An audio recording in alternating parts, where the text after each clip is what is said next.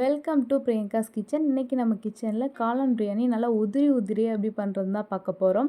இது பார்த்திங்கன்னா first time பண்ணுறவங்க கூட பண்ணிடலாம். அவ்வளோ ஈஸி இந்த காளான் பிரியாணி பண்ணுறது. நான் சொல்கிற மெத்தடை அப்படியே யூஸ் பண்ணி பாருங்கள். உங்களுக்கு அருமையான காளான் பிரியாணி கிடைக்கும். அவ்வளோ ஒரு அருமையான சுவையில் இருக்கும். அப்படியே நான் சொல்கிற மெத்தடை டிப்ஸோடு அப்படியே யூஸ் பண்ணி பாருங்கள். நீங்களே நம்ம தான் செஞ்சோமா அப்படின்னு யோசிக்கிற அளவுக்கு இருக்கும். அது எப்படி பண்ணலாங்கிறத பார்த்துடலாம். ஃபஸ்ட் நான் காளான் 250 கிராம் அளவுக்கு காளான் எடுத்து நல்லா அலசிட்டு வச்சுக்கிறேன். சுடு தண்ணியில் தான் போட்டு அலசணும். அப்போ தான் நல்லா க்ளீன் ஆகும். ரொம்ப கொதிக்கிற தண்ணியில் காளான் போட்டுற வேணாம். ஓரளவு சூடு இருக்க தண்ணியில் காளானை போட்டு அலசி எடுத்துக்கலாம். நான் இது குக்கரில் தான் பண்ண போகிறேன். உங்களுக்கு குக்கர்லேயே அவ்வளோ உதிரியாக கிடைக்கும் இந்த பிரியாணி. 1 டேபிள் ஸ்பூன் அளவுக்கு நெய் ஊற்றிக்கோங்க.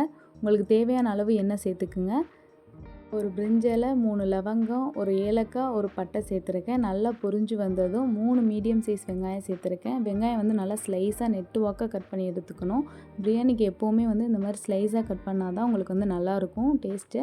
இந்த வெங்காயம் நல்லா வதங்குறது தான் உங்களுக்கு பிரியாணியே டேஸ்ட்டு அவ்வளோ சூப்பராக இருக்கும். இந்த வதங்கி வரணும். உங்களுக்கு எண்ணெய் கொஞ்சம் கூடுதலாகவே ஊற்றிக்கோங்க. அப்போ தான் நல்லாயிருக்கும் பிரியாணிக்கு. 2 பச்சை மிளகா சேர்த்துக்கலாம். பச்சை மிளகாயும் நல்லா நெட்டு வாக்காக கட் பண்ணிக்கணும். பிரியாணிக்கு எப்போவுமே பச்சை மிளகா வெங்காயம்லாம் இப்படி தான் கட் பண்ணணும். 1 ஸ்பூன் அளவுக்கு இஞ்சி பூண்டு அரவல் சேர்த்துருக்கேன். இஞ்சியும் பூண்டும் ஈக்குவலாக சேர்க்கணும். இஞ்சி எவ்வளோ எடுக்கிறீங்களோ அவ்வளோ அளவு தான் பூண்டும் எடுத்துக்கணும். அப்படி தான் சேர்த்துருக்கேன். அடுத்து 3 மீடியம் சைஸ் தக்காளி எடுத்துருக்கேன். தக்காளியும் வெங்காயம் மாதிரியே ஸ்லைஸாக கட் பண்ணி எடுத்துக்கணும். நல்லா நெட்டு வாக்காக ஸ்லைஸாக கட் பண்ணி எடுத்துக்கணும். அடுத்ததாக 1/4 ஸ்பூன் போல் மஞ்சத்தூள் சேர்த்துக்கலாம். தக்காளி உங்களுக்கு நல்லா வதங்கி வரணும். வதங்கி வந்ததுக்கப்புறம் தான் கொத்தமல்லி புதினாலாம் சேர்க்கணும். நல்லா வதங்கிருச்சு. 1/2 கப் அளவுக்கு புதினா. கொத்தமல்லியும் புதினாவும் ஈக்குவலாக எடுத்துக்கணும். 1/2 கப் புதினானா 1/2 கப் கொத்தமல்லி எடுத்துக்கணும். 1/2 கப் அளவு கொத்தமல்லியும் சேர்த்துடலாம். சேர்த்து நல்லா வதக்கி விட்டுறலாம். நல்லா வதங்கி வரட்டும். நல்லா வதங்கினதுக்கப்புறமா தான் மிளகாத்தூள் மல்லித்தூள் சேர்க்கணும். நல்லா வதங்கிடுச்சு. நீ மிளகாத்தூள் மல்லித்தூள் சேர்த்தா கரெக்டாக இருக்கும். 2 ஸ்பூன் அளவுக்கு மிளகாத்தூள், 1 ஸ்பூன் அளவுக்கு மல்லித்தூள் சேர்த்துக்கோங்க. உங்களுக்கு காரம் எப்படிங்கிறத பார்த்துக்கோங்க. நான் 2 ஸ்பூன் போல் மிளகாத்தூள் சேர்த்துருக்கேன். உங்களுக்கு கூட வேணுனாலும் கூட சேர்த்துக்கலாம். மிளகாத்தூள் மல்லித்தூள் சேர்த்துட்டு கொஞ்சம் நேரம் வதங்க விட்டுக்கலாம். வதங்க விட்டுட்டு 2 டேபிள் ஸ்பூன் அளவுக்கு தயிர் சேர்த்துக்கலாம். தயிர் சேர்க்கும் போது உங்களுக்கு நல்லா சாதமும் சாஃப்டாக இருக்கும்.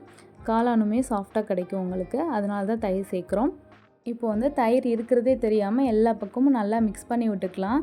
அடுத்ததாக காளான் எடுத்துக்க போகிறோம். காளான் சுடு தண்ணியில் அலசி எடுத்துருக்கேன். அதில் கொஞ்சமாக மஞ்சத்தூள், மிளகாத்தூள், உப்பு போட்டு நல்லா பிசைஞ்சு வச்சுருக்கேன். அதை சேர்த்துக்கலாம். இப்படி சேர்க்கும்போது உங்களுக்கு நல்லா எடுத்து சாப்பிடும்போது மசாலா இருக்க மாதிரி இருக்கும்.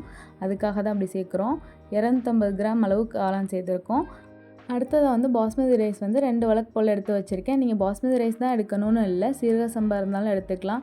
இல்லைங்க நார்மல் ரைஸில் பண்ணுறனாலும் பண்ணிக்கலாம், ஒன்றும் பிரச்சனை இல்லை. பாஸ்மதி ரைஸ் எடுத்துகிட்டு நல்லா 20 நிமிஷம் போல் நல்லா ஊற வச்சு எடுத்துக்கணும். அப்படி எடுக்கும்போது உங்களுக்கு நல்லா சாதம் உதிரியாக கிடைக்கும். அதுக்கு தான் சொல்கிறேன். 20 நிமிஷம் கண்டிப்பாக ஊற வைக்கணும். ஊற வச்சுட்டு சேர்த்துக்கங்க. தண்ணி அளவு பார்த்துக்கிட்டிங்கன்னா 1 கப் அரிசிக்கு 1.5 கப் அளவு தண்ணி எடுக்கணும். எந்த கப்பில் எடுத்தாலும் சரி 1 கப் அரிசிக்கு 1.5 கப் அளவு தண்ணி, இதுதான் கரெக்டான அளவு இருக்கும். இதே இந்த சீரக சம்பா ரைஸில் பண்ணுறேன் அப்படின்னா 1 கப்புக்கு 2 கப் அளவு தண்ணி. நார்மல் ரைஸ்க்கும் அப்படி தான் 1 கப்புக்கு 2 கப் அளவு தண்ணி சேர்த்துக்கணும். அடுத்ததாக தேவையான அளவு உப்பு சேர்த்துக்கலாம். உங்களுக்கு எவ்வளோ உப்பு தேவையோ அவ்வளோ சேர்த்துக்குங்க. நான் 1 ஸ்பூன் போல் உப்பு சேர்த்துக்கிறேன். நல்லா சேர்த்துட்டு எல்லாத்தையும் மிக்ஸ் பண்ணி விட்டுருங்க.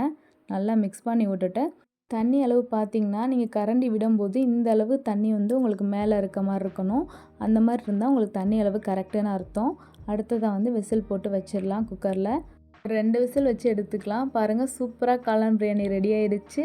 பார்க்கவே ஆசையாக இருக்குது. ஒவ்வொரு பக்கமாக கிண்டிக்கலாம். சாதம் உடஞ்சிராமல் கிண்டணும். ஒவ்வொரு பக்கமாக மெல்லமாக கிண்டுங்க. பாருங்கள், சாதம் குச்சி குச்சியாக தெரியுது பார்த்திங்களா? அந்தளவு உதிரியாக உங்களுக்கு சாதம் வரணும். இந்த மாதிரி பர்ஃபெக்டாக வந்ததுன்னா அவ்வளோ சூப்பராக இருக்கும் சாப்பிட்றதுக்கு. இந்த அளவு தண்ணி அளவு யூஸ் பண்ணிவிட்டு நான் சொல்கிற மெத்தடில் அப்படியே பண்ணி பாருங்கள் ஃப்ரெண்ட்ஸ்.